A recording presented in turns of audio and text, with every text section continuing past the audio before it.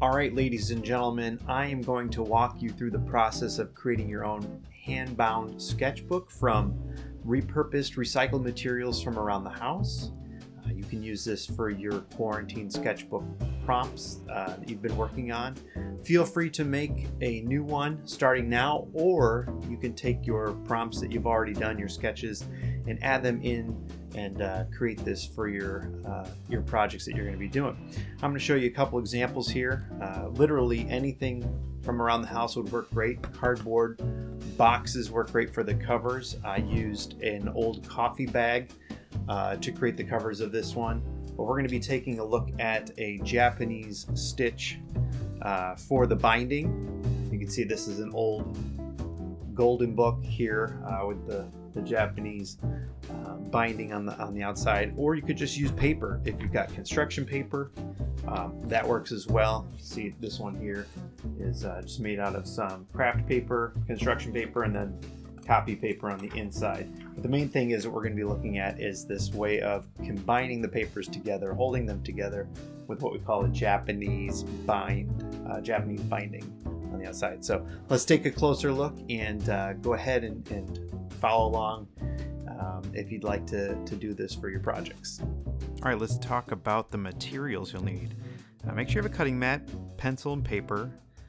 Make sure you have an X-Acto knife or scissors, something to cut with, and a nail or an awl, what you're going to use to create your eyelets or to puncture the paper. And then you're going to need a needle and thread. We're going to use dental floss and a baker's twine and maybe some masking tape too. All right, we need to make sure our cover is the same size as the paper we are using. This is 9 by 12 paper being cut down to 8.5 by 11. This paper is being cut down to 5 by 7 for a second sketchbook that I'm making. Here's what a Japanese binding looks like.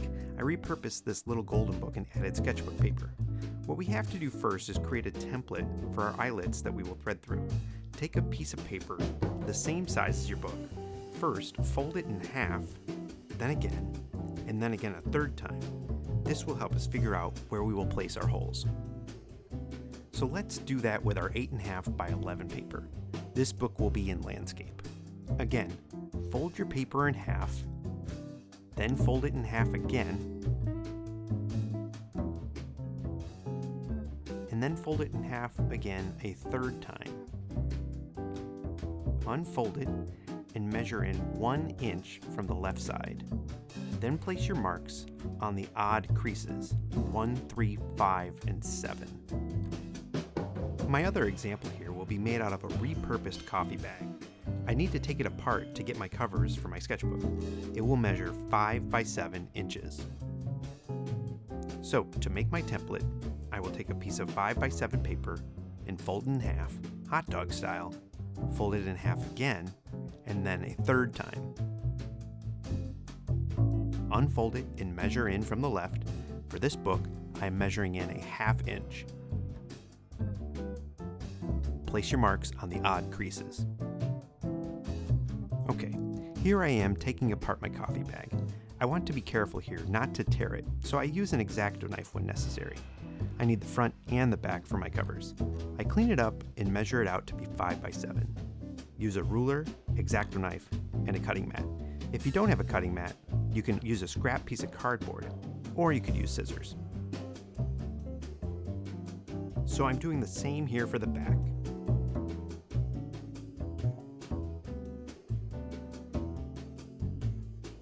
Then I place my covers and my paper together. The next process here is to use an awl or a nail to pierce the eyelets in our template. Here's an example of using an awl and a nail.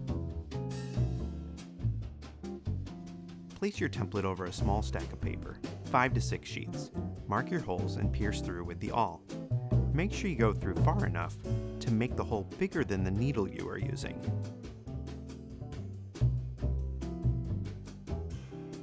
Repeat that process for all of your pages.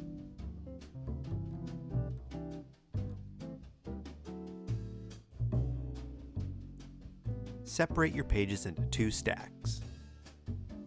Here is an example of how you can use a hammer and nail to pierce your holes. Make sure you have a scrap piece of wood under your stack of papers. Okay, I also need to create eyelets on my covers, so I use the same template to repeat that process. Alright, find your thread. You can use baker's twine, string, or even dental floss, which I will be using here. Measure out your thread. You will need a length that is equal to 5 times the height of your book and cut it off. Now thread your needle and do not tie it off. Now let's begin to bind our book. Start from the middle of the book on the second hole from the bottom. Come out to the cover and leave about 5 inches inside. This is where we will tie it off at the end. Go around to the back cover through the same eyelet and back all the way through to the cover. Pull it snug.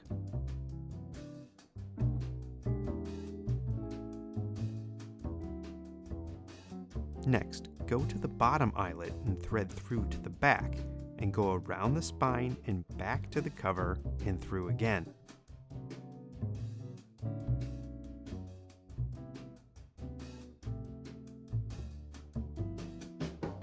Now go around the bottom of the book and back through the same eyelet again. On the back cover, go up to the second eyelet, through the back, to the front. Now go to the third eyelet and thread through, around the spine, and back through. From the back, go to the fourth eyelet and thread through to the cover, around the spine and back through. Then around the top of the book and back through to the cover again. Now go back through the third eyelet from the cover to the back. We are almost done.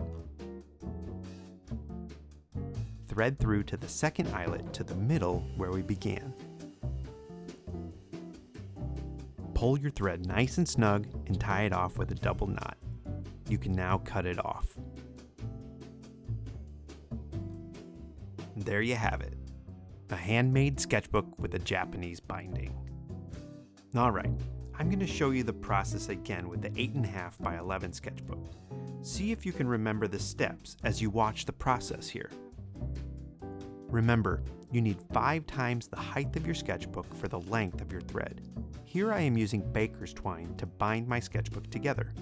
Make sure you start from the middle on the inside through the second eyelet from the bottom.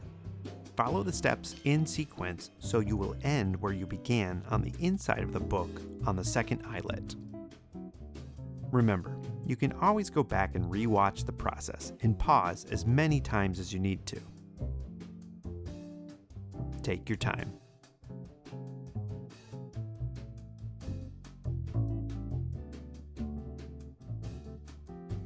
Once you reach the end, tie it off with a double knot and cut it off.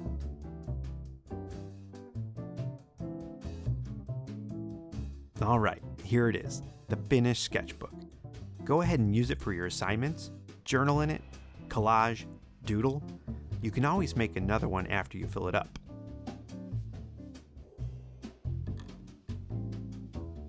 I hope you enjoyed this video. Be safe and stay creative. Thanks.